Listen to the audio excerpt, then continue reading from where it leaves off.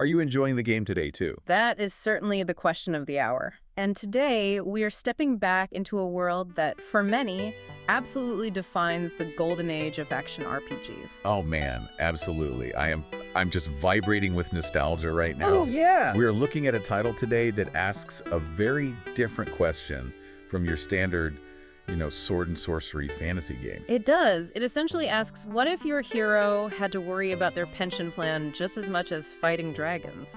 Right, which is a surprisingly accurate summary.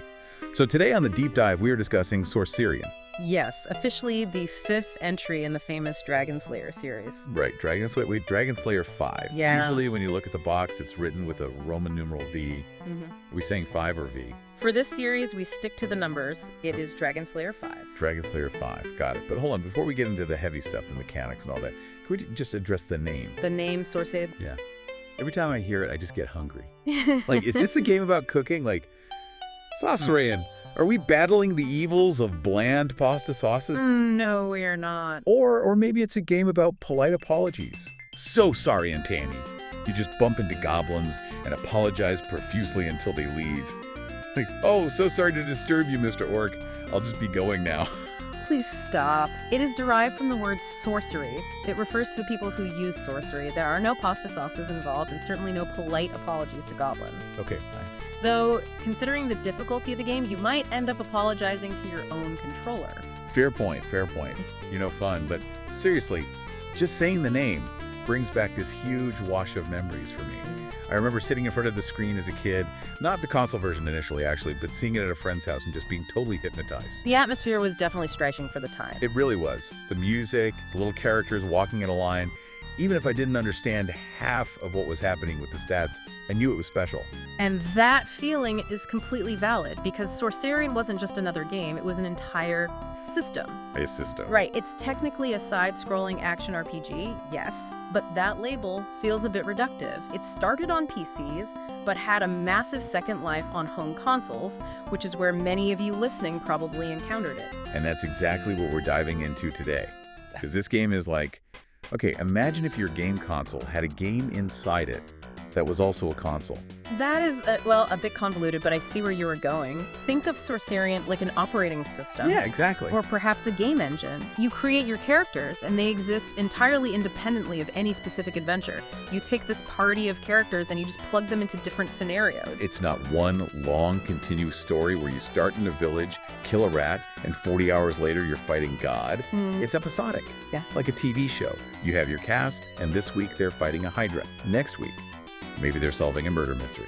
Precisely. And visually, that cast is quite distinct on screen. You control up to 4 characters at once, and they walk in a single file line. It looks like a kindergarten field trip. Everyone hold hands and don't touch the lava. A slightly chaotic field trip, perhaps? I prefer to compare it to the options in the arcade shooter Gradius. Oh, you mean those little glowing orbs that trail behind your spaceship? Exactly those. In SORCERIAN, your party moves like a snake. If the leader jumps, the second character jumps a moment later at the exact same spot, then the third, then the fourth. Right, it creates this trailing movement that you really have to master. Yeah. You aren't just steering one guy, you're steering a whole train of people over spike pits. It is critical to the gameplay. And before we move on, we should mention for our international listeners, this game did make it overseas for the PC via Sierra Entertainment, simply titled SORCERIAN. Yep, but let's get into the nitty-gritty here. The thing that makes SORCERIAN, character creation. The foundation of the entire experience. You can make up to 10 characters per user disc. And you've got your standard fantasy races, right? Fighter, wizard, elf, dwarf. Very standard stuff. On the surface, yes, but the depth really comes from the occupation system. Oh my gosh, this is my favorite part. This is where the comedy gold lives. So you're making a legendary hero, a slayer of dragons, and the game asks, okay, what's his day job?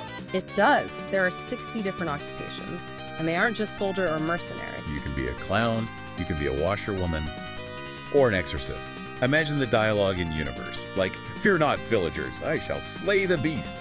But first, does anyone have any stains they need removed? I have a quota to meet before 5. It sounds funny, and it is, but do you know why the dog system actually exists? It isn't just for flavor. I always just assumed it was role-playing fluff, like a fun little extra. No, it is an economic necessity, because in SORCERIAN, monsters do not drop gold. Wait, what?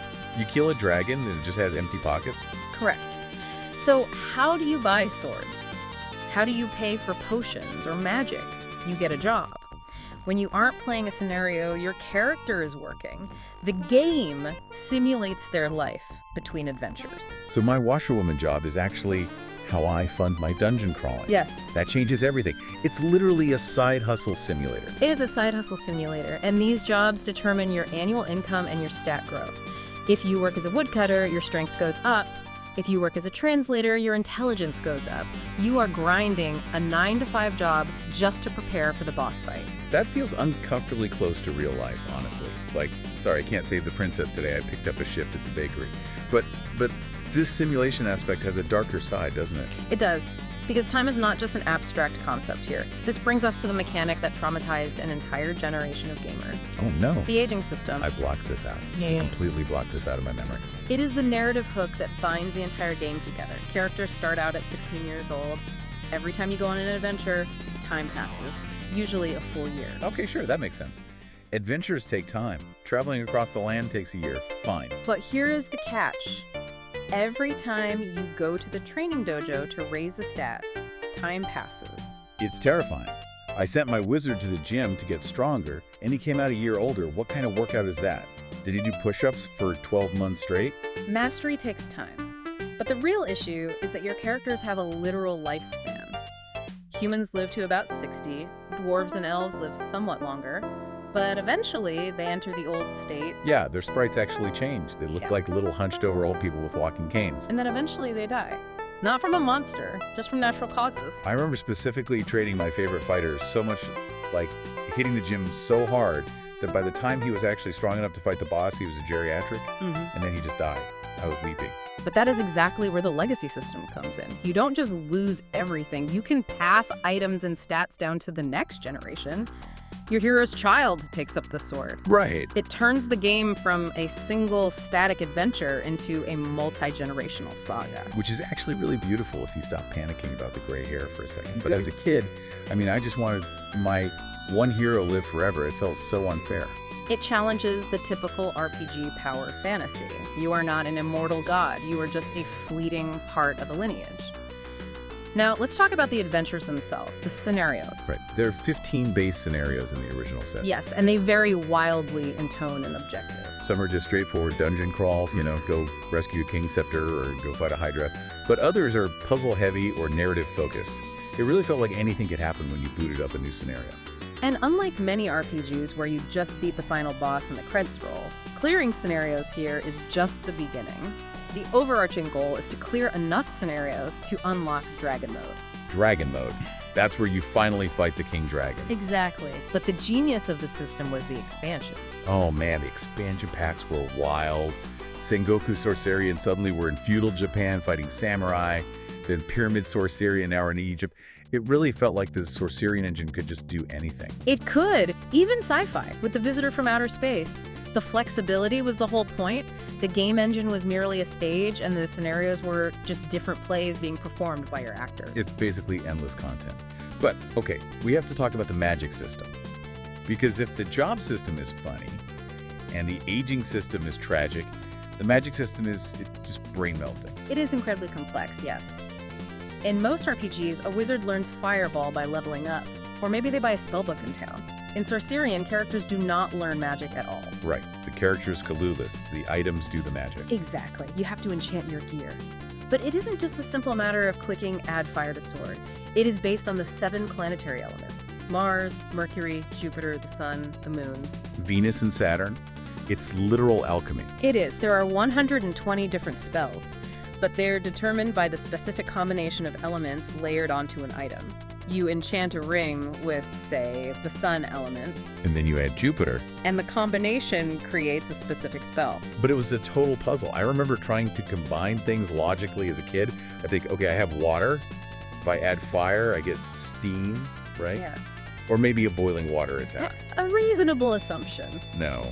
The game just laughs at you. It's like, oh, you mix water and fire. Congratulations, I have earth magic. Why? There is a logic to it, hidden deep within the code and the planetary alignments, but without a physical guidebook, it was incredibly difficult to parse. Impossible, you mean? But that difficulty created a community. Players had to share recipes on the playground or write into gaming magazines. Someone would ask, how do I get the heal spell? And another player would answer, oh, you need Jupiter and the sun placed on a ring in that exact order. It did make the items feel truly magical and mysterious because you fundamentally didn't understand how they worked. You were just an alchemist hoping nothing blew up in your face. It encouraged experimentation. But since we are focusing primarily on the console experience today, we really need to talk about the ports. Because Sorcerian on home consoles was a completely different beast. Let's start with the Megadrive, or the Genesis for our American listeners. This is a very significant version. The Megadrive port didn't just copy the PC scenarios over, it included 10 completely new scenarios. Completely new. That's huge. That's basically a whole new game. It was. And the graphics were significantly upgraded. It was a very polished, smooth experience. The development team clearly understood the Sega hardware. They took the PC experience and smoothed out the rough edges for a living room audience. Then we have the PC Engine CD version. Now this one has a very specific vibe. It certainly does. Being on CD-ROM, the audio quality was vastly superior to anything else at the time. The music was arranged by Kenji Kawai. A legendary composer. The music is absolutely incredible. But can we talk about the opening cinematic for a second? The art style shift. Yes. It shifted to this hyper-realistic, Western-style fantasy art. The characters look like they walked out of a gritty 80s action movie poster. It was so jarring compared to the cute pixel art in the game. It was definitely an artistic choice, likely to appeal to a slightly older demographic, and they also utilized the CD format for extensive voice acting. The king speaks quite a lot. He never shuts up. He just keeps talking. Yeah. But it added so much flavor to the world. And then, well, we have the Dreamcast version later on. A controversial topic among fans, they shifted to 3D graphics. And the crowd goes mild. It lost some of the original charm. The precise grid-based movement of the 2D originals, that snake movement we discussed earlier, it didn't translate perfectly to a 3D space. It felt a bit loose. Yeah, it lost that snappy arcade feel. But it does show just how enduring the franchise was, that they were still trying to reinvent it well into the 2000s. And we really can't forget the Sierra version for overseas PC gamers. The music conversion to MIDI, it has a certain, crunchy charm to it. It was an MT32 conversion. For the time, and for Western PCs, it was impressive. But comparing it to the original Japanese FM synthesis is tough. The original sound chip had a very specific warmth that is incredibly hard to replicate. Speaking of that sound, I think it's time we evaluate this game as a whole. The pros and cons. Let's start with the pros. We have to start with the music. Unquestionably, Yuzo Koshiro and the Falcom sound team JDK created something truly legendary. The soundtrack is often cited as one of the best in gaming history. Even people who have never played the game know the music. It's stuck in my head right now. And the freedom. The Sorcerian system was so far ahead of its time, it really felt like you were buying an engine for infinite adventure, not just a one-and-done story. And the nostalgia factor is incredibly potent. Because you name the characters, because you manage their jobs, because you literally watch them grow old and die, you become deeply attached. You really do. Yeah. Naming a character after your best friend, watching them turn gray, and then having their kid take up their sword, that hits hard emotionally. It does. But, okay, let's be real. It wasn't all sunshine and rainbows. We need to have a chaotic rant about the problems. Because as much as I love it, this game frustrated me to tears sometimes. Go ahead. Unleash it. Time management. It is way too fast. I mentioned the gym earlier, but seriously, one training session equals 1 year. What kind of hyperbolic time chamber is this? Like, honey, I'm gonna get my sword sharpened down the street. See you next Christmas. It forced you to be highly strategic with your actions. But yes, it felt punitive. You felt like you were wasting your hero's life just by preparing for the adventure. And the movement speed. In the early versions, they walked so slowly. It's like a casual Sunday stroll through a dungeon filled with death tracks. Just doobie-doo, oh look, a spike pit. Let's casually walk over it. Later versions did introduce a busy mode or faster settings to alleviate this, but the original pace was indeed leisurely. It required a lot of patience. And the combat, look, I love this game, but let's be honest. It's a lot of just standing there and mashing the attack button. It's a bit hit and run. It is not a technical action game. It is not Street Fighter. It is a game entirely about preparation. If you prepared the right magic and the right gear, the combat is simple. If you didn't, it is impossible. Right. The battle is won in the item shop, not in the dungeon itself. Fair enough. Yeah. But the absolute biggest flaw is actually a cheat code that everyone used. The immortality cheat.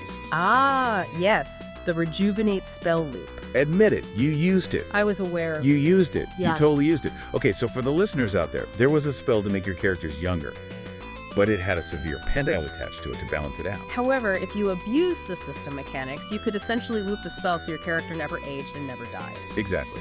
Which completely defeated the entire purpose of the generation system. The whole point of the game was legacy and inheritance. But players became so attached to their initial party that they just refused to let them go. Because we loved them. I couldn't let Sir Stabs-a-Lot die. He was my rock. I didn't want his son, Sir Stabs-a-Little, to take over. He wasn't ready for the burden.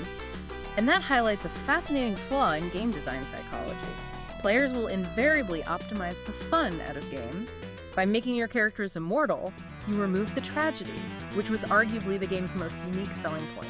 Wow. You turned a complex simulation of life and death into just another standard power fantasy. Okay, guilt trip noted.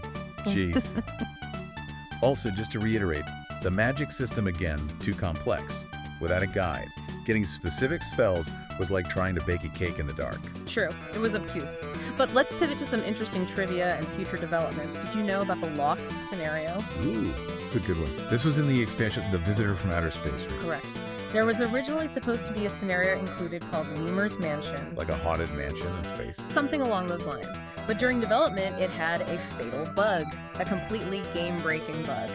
And back then, you couldn't just patch a game over the internet on release day. Once the floppy disk is printed, it's done. It's out there forever. Exactly.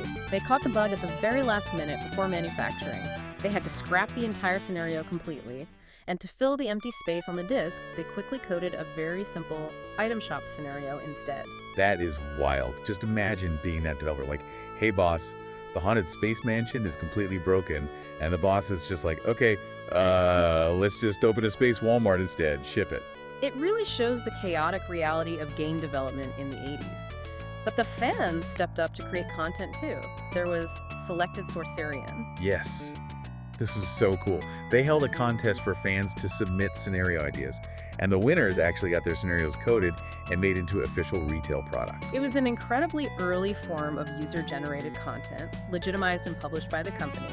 It expanded the world even further and proved that the fans understood the system just as well as the developers did. And for people wanting to play it today, it's actually pretty accessible. It's available on the Switch. It's on the Megadrive Mini too. Which is excellent for preservation. It preserves this vital piece of history.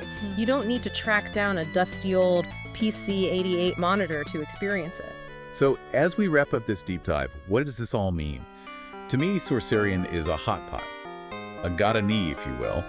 You throw in a life sim, an RPG, an action game, a pension plan simulator, and somehow it all tastes amazing. That is a very food-focused analogy again. I'm hungry. But I do agree with the sentiment. Sorcerian proved that an RPG doesn't need a single, linear, melodramatic storyline to be compelling. The system itself was the story. Exactly. The passage of time, the lineage of heroes, the gradual accumulation of knowledge over generations, that was the true narrative. And the fact that we're still talking about it today and still feeling that urge to go check on our little pixelated washerwoman warriors proves it worked. It captured lightning in a bottle. Indeed. It is a lasting testament to ambitious game design. It asked more of the player than just to push a button and win the game. It asked you to manage a life. Well, I think it's time for me to go check on my party right now. I just hope they haven't aged 10 years while we were recording this. I really need to make sure my clown has saved enough money for retirement. Just don't send them to the gym. I'll keep them safely on the couch. Will the game be fun tomorrow too? Happy gaming.